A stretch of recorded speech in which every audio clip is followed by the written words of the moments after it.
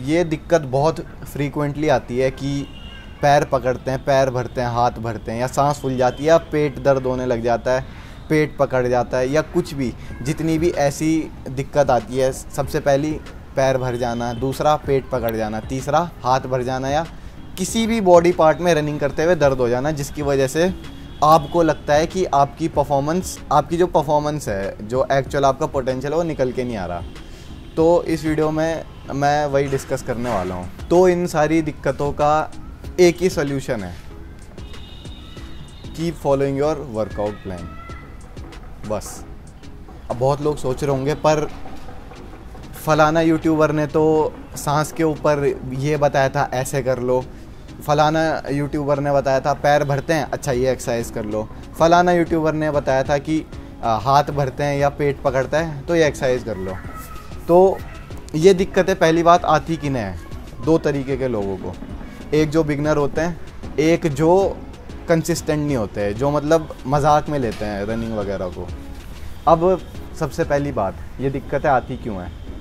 जब आप अपने आप को पुश करते हो, शुरुआत में जब आप अपने आप को पुश करते हो, अभी तक दौड़ नहीं रहे थे, आप दौड़ना शुरू करा, आपके पैर भी भरेंगे, सांस भी फूलेगी, पेट भी पकड़ेगा, सब होगा।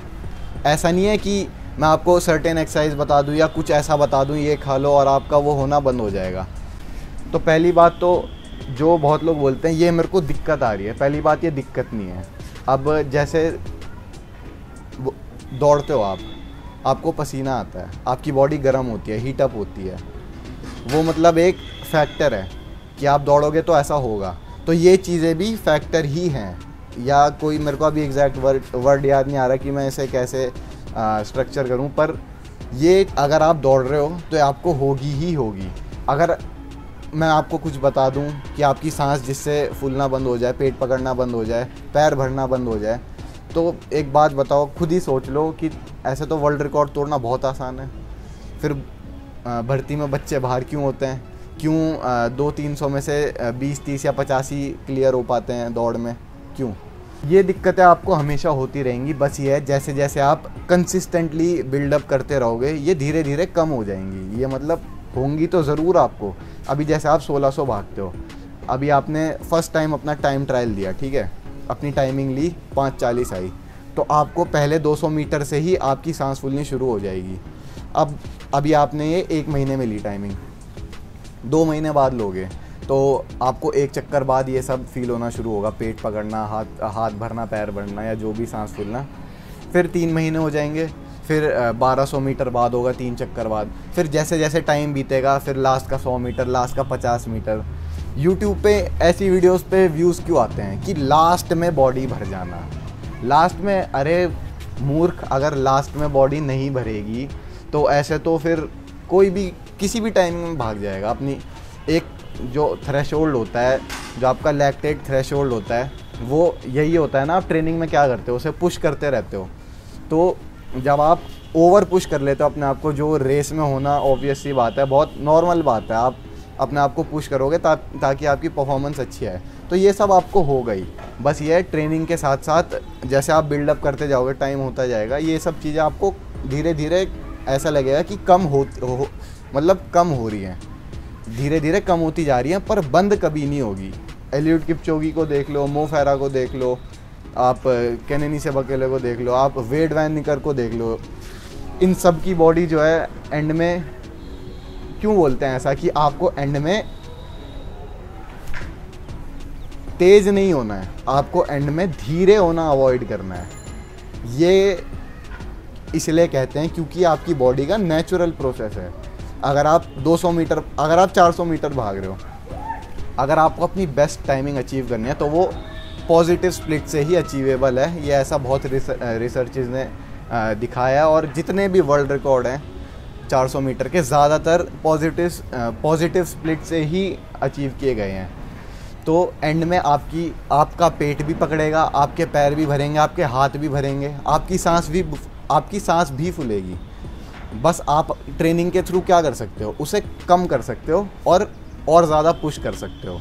आप उसे प्रिवेंट नहीं कर सकते, आप उसे मिनिमाइज़ कर सकते हो ट्रेनिंग के साथ साथ, आप उसे रोक नहीं सकते। ये सब तो हो गया कि ये कोई दिक्कत नहीं है। अब दूसरी बात, इन सबको कम कैसे करना है। अभी आपने नया नया वर्कआउट, अगर मान लो मेरी वीडियो देखते हो, मैंने आपको कोई वर्कआउट दिया अगर इंस्टाग्राम वगैरह पे, तो अगर मैंने आपको वर्कआउट दिया आज, आपको इस हफ्ते आपको जैसे 300 मीटर के 6 रेपिटेशन मारने 55 सेकंड के अंदर, तो इस हफ्ते क्या होगा, 55 सेकंड के आप मार दोगे पर आपको बुरी तरह आपकी हालत बेकार हो जाएगी। अगले हफ्ते थोड़ी कम होगी, क्यों? क्योंकि आपने पिछले हफ्ते किया था, अब ऑब्वियस सी बात है इस हफ्ते भी करोगे तो कुछ प्रोग्रेशन होगी। ऐसे ही करते करते टाइम के साथ साथ कम होता जाएगा ये।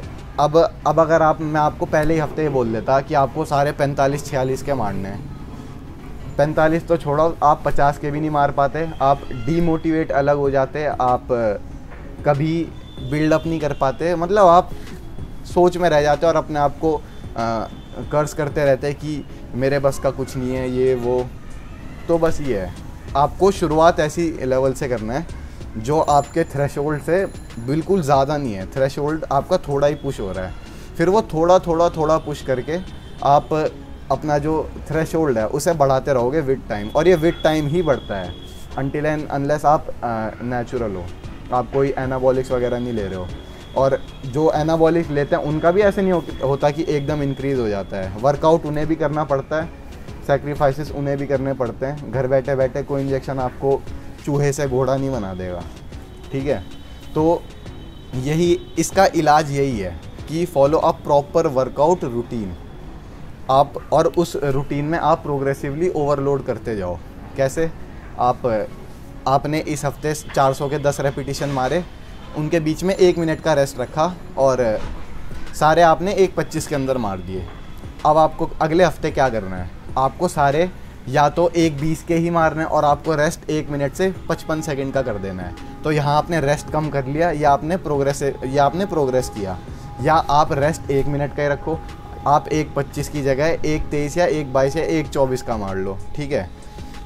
और ऐसा नहीं कि आप सारे 1:22 1:24 के मार लो। अगर आप 10 में से 2 या 3 भी मार देते हो, वो भी प्रोग्रेशन है। प्रोग्रेशन ऐसे ही होता है, स्लोली।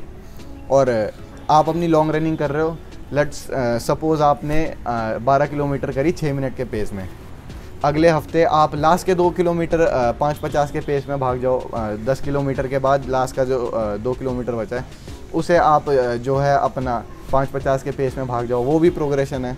आपको बस पेशेंट रहना पड़ेगा और आपको बिल्डअप करते रहना पड़ेगा बस। ये इससे ज़्यादा आपको कोई एडवाइस अगर दे रहा है कि सर्टेन एक्सरसाइज करो और आपकी सांस फूलनी बंद हो जाएगी, सर्टेन एक्सरसाइज करो या ये खा लो पैर भरने बंद हो जाएंगे, या गांव में किसी पेड़ से किसी पत्ती का कुछ तोड़ के उसका दूध निकाल के पी जाओ, उससे तुम्हारा ये बंद हो जाएगा, तो ऐसा कुछ नहीं होने वाला।